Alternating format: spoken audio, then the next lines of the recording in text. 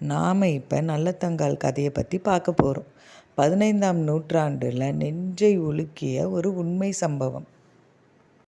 விருதுநகர் மாவட்டத்தில் அர்ஜுனாபுரம் என்ற ஒரு அழகான கிராமம் இருந்தது. எங்கு பார்த்தாலும் பச்சை பசேல்னு தான் இருக்கும் அந்த கிராமம். இந்த கிராமத்தை ராமலிங்கம் என்ற ஒரு மன்னர் ஆண்டு வந்தார். அவரது மனைவி பெயர் இந்திராணி. இவர்களுக்கு நீண்ட நாள் கழித்து தான் குழந்தை பேறு கிடைத்தது. அவருடைய ஆண்மகனின் பெயர் நல்லதம்பி, பெண் பிள்ளையின் பெயர் நல்லதங்காள்.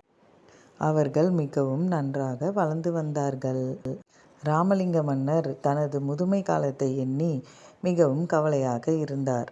நம் பிள்ளைக்கு முடிசூட்டி, நம் மகனுக்கு நாம் உயிரோடு இருக்கும்போதே முடிசூட்டி விட வேண்டும் என்று எண்ணினார். பக்கத்து நாடான குண்டலகேசி மன்னரோட மகளான மூலி அலங்காரிய தம் மகன் நல்லதம்பிக்கு கல்யாணம் பண்ணி வச்சாரு. இந்திராணியும் வயது மூப்பு காரணமாக இறந்துடுறாங்க. மகளுக்கு இன்னும் திருமணம் முடிக்கலையே என்று எண்ணி எண்ணி ராமலிங்க மகாராஜாவும் இறந்துடுறாங்க. நல்லதங்காள் தன் தாய் தந்தையை எண்ணி மிகவும் வருத்தப்பட்டாள். தன் அண்ணன் ஆறுதல் கூறினான். நான் இருக்கிறேன் உனக்கு, நீ ஏன் கவலைப்படுகிறாய் என்று ஆறுதல் கூறினான். நல்லதம்பி தன் தங்கைக்கு மிகவும் பெரிய இடத்தில் திருமணம் செய்ய வேண்டும் என்று யோசித்து கொண்டே இருந்தான். மானாமதுரை மன்னர் காசிராஜனுக்கு தன் தங்கையான நல்லதங்காளை மிகவும் பிரம்மாண்டமாக திருமணம் செய்து கொடுத்தான் நல்லதம்பி. தன் தங்கைக்கு பொன்னும் பொருளும் வெள்ளியும் அனைத்தையும் சீராக கொடுத்தான் நல்லதம்பி. காசிராஜனும் நல்லதங்காளும் மிகவும் சந்தோஷமாக வாழ்ந்து வந்தாங்க. அவங்களுக்கு 8 வருடங்கள் ஆனது திருமணம் முடிந்து. வருடத்திற்கு ஒரு பிள்ளைன்னு மொத்தத்தில் 7 பிள்ளை. 4 ஆண் பிள்ளைகள், 3 பெண் பிள்ளைகள் பிறந்தன. திடீர்னு மானாமதுரையில் மிகவும் வறட்சி வந்துடுச்சு, பஞ்சம் வந்துடுச்சு. மழை பொழிவு இல்லை, என்ன பண்ணுறதுனே தெரியல காசிராஜனுக்கு. அவர் நாட்டை நினச்சி ரொம்ப வருத்தப்பட்டார் காசிராஜன். தானிய கிடங்குல சேர்த்து வைத்திருந்த தானியங்கள், பொன் பொருள் எல்லாமே காலியாகி போயிடுச்சு. காசிராஜன் தன் மக்களை கூப்பிட்டு, நீங்கள் எல்லாருமே பக்கத்து நாட்டுக்கு சென்று விடுங்கள் என்று கூறினார். நல்லதங்காளின் பிள்ளைகள் அம்மா பசி அம்மா பசி என்று அழுது கொண்டே இருந்தனர். நல்லதங்காவால் அதை பார்க்க முடியல. நல்லதங்காள் காசிராஜனிடம், நான் எங்கள் அண்ணன் வீட்டுக்கு போகிறேன், எங்கள் அண்ணன் வீட்டுக்கு போனால் என் பசங்களாவது வயிறார சாப்பிடுவாங்கன்னு சொல்லி அழுதான். காசிராஜன், போக வேண்டாம், இவ்வளோ நாள் பொறுத்துக்கிட்ட, இன்னும் கொஞ்ச நாள் பொறுத்துக்கோ, நம் நாட்டை விட்டு நாம் எங்கேயோ போகக்கூடாது அப்படின்னு எவ்வளவோ எடுத்து சொன்னார் காசிராஜன். ஆனால் நல்லதங்காள் கேட்கவில்லை. தன் 7 குழந்தைகளையும் கூட்டிக்கிட்டு காட்டு வழி பாதையில் தன் அண்ணன் வீட்டுக்கு வர ஆரம்பித்தான்.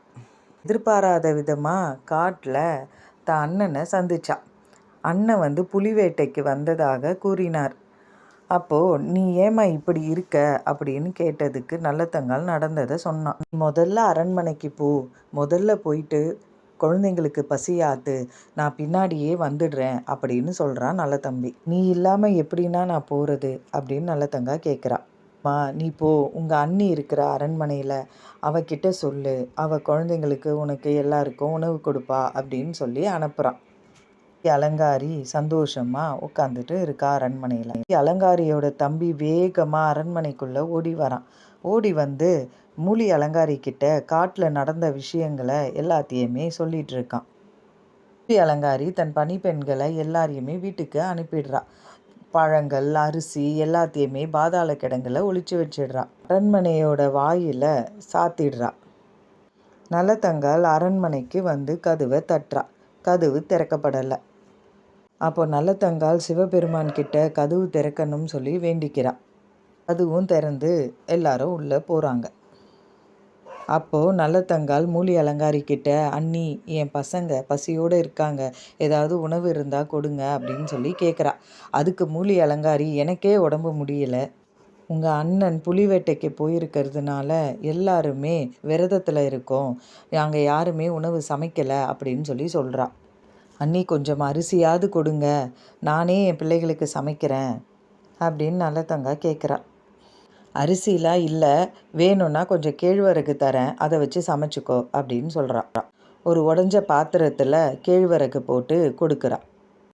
நீ எப்படி சமைக்கிறன்னு நான் பார்க்குறேன்னு சொல்லிட்டு ஈரமான விறகுகளை கொடுக்குறார் மூலி அலங்காரி. நான் பத்தினி என்பது உண்மைனா இந்த அடுப்பு எரியணும் அப்படி சொல்லி கடவுள்கிட்ட வேண்டுறா. அடுப்பும் எரியுது. அரண்மனையில் மாங்காவும் தேங்காவும் கொட்டி கிடந்தது. பசங்க அதை பார்த்துட்டு போய் எடுத்தாங்க. அப்போ மூலி அலங்காரி அதை எடுக்காதீங்கன்னு சொல்லிட்டு அழுகின தேங்காவையும் அழுகின மாங்காவையும் கொடுப்பா. இதை பார்த்த நல்லதங்கா ரொம்ப வருத்தப்பட்டு அழுவா. பரவாயில்லைன்னு சொல்லிட்டு நம்ம பிள்ளைகளுக்காக நம்ம சமைக்கணும்னு சமைச்சிட்ருப்பா. சமைத்து முடிக்கிற நேரத்தில் மூலி அலங்காரி வந்து அந்த அடுப்பை எட்டி உதைத்து கஞ்சி எல்லாத்தையுமே கீழே கொட்டிடுவா. கீழே கொட்டின கஞ்சியை பசங்க கையால் எடுத்து சாப்பிட ஆரம்பிப்பாங்க. இதை பார்த்த நல்லதங்கா ரொம்ப கோபம் கொண்டு பசங்களை கூட்டிகிட்டு காட்டு வழி பாதையில் நடக்க ஆரம்பிச்சிடுவா. தன் அண்ணனுக்கு வழிகாட்டணும்னு சொல்லிட்டு அங்கேருந்த ஆவாரம் செடிகளை உடைச்சி காட்டு வழி பாதையில் போட்டுகிட்டே போவாள். இப்போ அங்கே மாடு மேய்க்கிற பையன்கிட்ட எங்களுக்கு ரொம்ப தண்ணி தாகமாக இருக்குது, இங்கே எங்கேப்பா கிணறு இருக்குன்னு சொல்லி வழி கேட்குறான். மாடு மேய்க்கிற சிறுவன் கிணத்துக்கு வழி காமிச்சு விடுறான். கிணத்துக்கிட்ட வந்துட்டாங்க. கிணத்து அருகே உட்காந்துக்கிட்டு பசங்களை தூங்க வைக்கிறான் நல்லதங்கா. பசங்க தூங்கின உடனே ஒருத்தராக எடுத்து கிணத்துல போட்டுகிட்டே வரான். அதில் இருந்த பெரிய பையன் மட்டும் அம்மா என்னை விட்டுடுமான்னு ஓடுறான். அவனை பிடித்து அவனையும் கிணத்துல போட்டுட்டு தானும் அதே கிணத்துல விழுந்து தான் உயிரை மாச்சிக்கிறான். மானாமதுரையில் மழை பொழிவு வந்து மீண்டும் பழையபடி நாடு வந்துடுச்சு. ராஜன் தன் மனைவியையும் 7 குழந்தைகளையும் கூப்பிட்டுட்டு போக நல்லதம்பி வீட்டுக்கு வராங்க. நல்லதம்பி அரண்மனைக்கு சென்று நல்லதங்கா அப்படின்னு கூப்பிட, அவள் இங்கே இல்லைங்க, அவளை நான் எவ்வளவோ இருக்க சொன்னேன், ஆனால் அவள் போயிட்டா அப்படின்னு சொல்லி மூலி அலங்காரி சொல்கிறா. தங்கையை தேடிக்கிட்டு காட்டு வழியாக நல்லதம்பி வரான். நல்லதங்கால் போட்டுட்டு போன ஆவாரம் செடி அடையாளமாக வைத்துக்கிட்டு அந்த கிணத்துக்கிட்ட வரான் நல்லதம்பி. கிணத்துக்குள்ளே பார்த்துட்டு அம்மா அப்படின்னு சொல்லி அழுகிறான் நல்லதம்பி. காசிராஜனும் அங்கே வந்துடுறான். நல்லதம்பி நடந்தது எல்லாத்தையுமே காசிராஜன் கிட்ட சொல்கிறான். நல்லதங்காலையும் 7 குழந்தைகளையும் வெளியில் எடுத்து அவங்க அந்த காட்டுக்குள்ளேயே புதைச்சிடுறாங்க. காசிராஜன் அம்பை தான் மேலே எழுதி அவனும் அங்கேயே இறந்துடுறான். நல்லதம்பி இதுக்கெல்லாம் காரணம் மூலி அலங்காரி தான் சொல்லி அரண்மனைக்கு வந்து மூலி அலங்காரிக்கிட்ட உன் தம்பி செந்தில்பதிக்கு நாம் திருமணம் செய்து வைக்க அப்படின்னு சொல்லி சொல்கிறான். மூலி அலங்காரி ரொம்ப சந்தோஷமாக ஆயிடுறா. நல்லதம்பி சிற்பியை கூப்பிட்டு 1 வாரமே தாங்கக்கூடிய ஒரு அரண்மனையை எனக்கு செதுக்கித்தாங்க அப்படின்னு சொல்லி கேட்குறான்.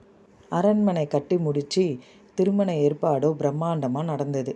மூலி அலங்காரியோட வம்சமே அந்த அரண்மனையில் தான் இருந்தது. அரண்மனை ஒரு கட்டத்துக்கு மேலே இடிஞ்சு விழுந்து மூலி அலங்காரியோட வம்சமே அழிஞ்சிடுச்சு. நல்லதம்பி இதை பார்த்து ரொம்ப சந்தோஷப்பட்டான். இப்போ தான் எனக்கு திருப்தியாக இருக்குது அப்படின்னு சொல்லிட்டு அவனும் அவனோட உயிரை மாச்சிக்கிட்டான். நல்லதங்கால தெய்வமாக இன்னமும் அந்த ஊரில் வழிபடுறாங்க.